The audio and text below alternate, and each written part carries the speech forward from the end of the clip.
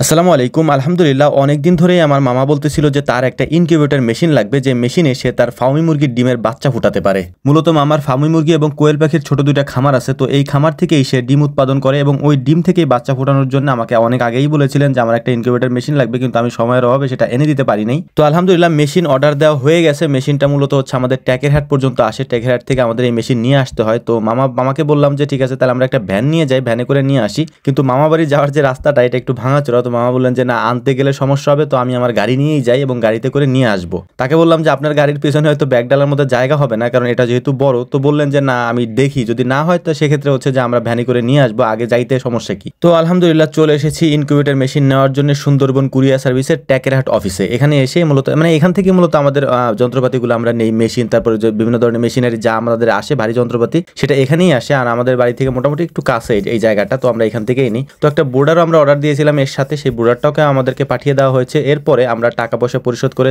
যেহেতু এটা ছিল হচ্ছে যে ক্যাশ অন ডেলিভারি, তো আমরা টাকাগুলি পরিশোধ করে তারপর হচ্ছে যে এই ইনকিউবেটর মেশিনটি গাড়ির মধ্যে ঢুকানোর চেষ্টা করতেছিলাম, দেখতেছিলাম যে গাড়ির মধ্যে যায় কিনা। তো দেখলাম যে অনায়াসে গাড়ির মধ্যে ঢুকে গেছে এটা। তো গাড়ির মধ্যে এটাকে ঢুকিয়ে আমরা এখন রওনা দিব আমাদের খামারের দিকে, মানে মামার খামারের দিকে রওনা দিব এবং সেখানে যাওয়ার পর এটাকে আমরা সেট করব সুন্দর করে আর কি। তো মূলত হচ্ছে যে মামার এখানে যা আছে সেটা হচ্ছে যে ফার্মি মুরগির ডিম আছে, এটা হচ্ছে অরিজিনাল মিশরীয় ফার্মি মুরগি, এবং এর পাশাপাশি আমার কাছ থেকে মামা কোয়েল পাখি নিয়েছিলেন, সেই কোয়েল পাখির বাচ্চাগুলি মামা ফুটাবেন, এই জন্য হচ্ছে মূলত এই মেশিনটা নেওয়া। তো আমরা চলে এসেছি বাড়িতে আসার পরে এটাকে সুন্দর করে সবাই মিলে নামাচ্ছিলাম, মানে এইটা যেহেতু মানে বেশি বড় না এবং এটার মধ্যে আমরা অন্য একটা সিস্টেম করে নিয়ে এসেছি এবং আমরা বলছিলাম যে এটাকে একটু অন্যভাবে তৈরি করার জন্য, মানে স্যাটার এবং হ্যাচিং দুইটা যেন একটু বেশি থাকে। অনেক ক্ষেত্রে হয় যে স্যাটারটা যদি একটু বেশি হয় হ্যাচিংটা কম হয়, কিন্তু এখানে আমরা প্রায় সমান সমানই আনার চেষ্টা করেছি, মানে আমাদেরকে বলছিলাম যে এইভাবে আমাদেরকে বানিয়ে দিয়ে আর কি। তো যাই হোক, এটাকে আনার পরে আমরা সুন্দর করে সেট করতেছিলাম, যাতে করে এটা মানে আমি একবারে সেট করে দিচ্ছিলাম যাতে পরবর্তীতে আমার এখানে আসতে না হয় আবার। এবং আলহামদুলিল্লাহ মোটামুটি দেখলাম যে সবকিছু ঠিকঠাক আছে। এগুলো সেট করার পরে এবং তাপমাত্রা ওঠানোর পরে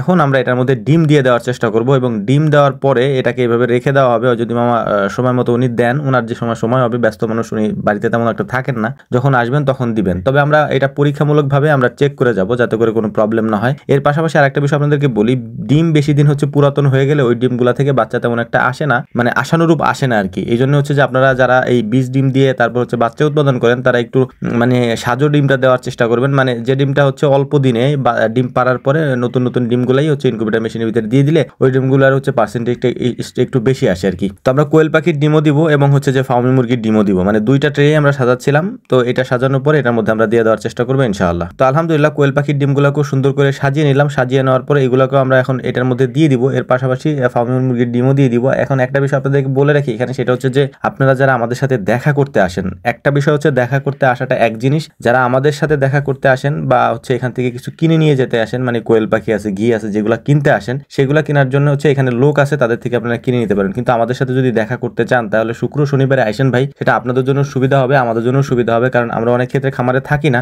আপনারা আসেন, আপনাদের সাথে দেখা হয় না, আমাদেরও খারাপ লাগে এটা যে অনেক দূর থেকে কষ্ট করে আসছেন, আমাদের সাথে আপনাদের দেখা হইলো না। তো সবার কাছে অনুরোধ থাকবে ভিডিও শেষ করার আগে এটা আবারও বলছি, সেটা হচ্ছে যে শুক্র এবং শনিবার এই দুই দিন আমরা থাকি খামারে, এই দুই দিন আসলে আমাদের জন্য সুবিধা হয় এবং আপনাদের সাথে দেখা করতেও সুবিধা হয়, কারণ আমরা সারা সপ্তাহ কাজ করি, অন্ততপক্ষে আমাদের একটু বিশ্রামের দরকার আছে। তো এটা আপনারা একটু বিবেচনায় রাখবেন, শুক্র শনিবার এই দুই দিন আপনারা আসলে ইনশাআল্লাহ আমাদের সাথেও দেখা হবে, কথা হবে এবং খামারের আদ্যপান্ত নিয়ে যদি আপনাদের কোনো প্রশ্ন থাকে সেগুলোর উত্তর আমরা দেওয়ার চেষ্টা করবো ইনশাআল্লাহ। তো আমাদের জন্য দোয়া করবেন, আল্লাহ তাআলা যেন আমাদের খামারে বারাকা দান করেন এবং আমরাও আপনার জন্য দোয়া করি, আপনারা যে পেশায় আছেন আল্লাহ তাআলা যেন আপনাদের পেশায় বরকত দান করেন, বারাকা দান করেন। আসসালামু আলাইকুম ওয়া রাহমাতুল্লাহ।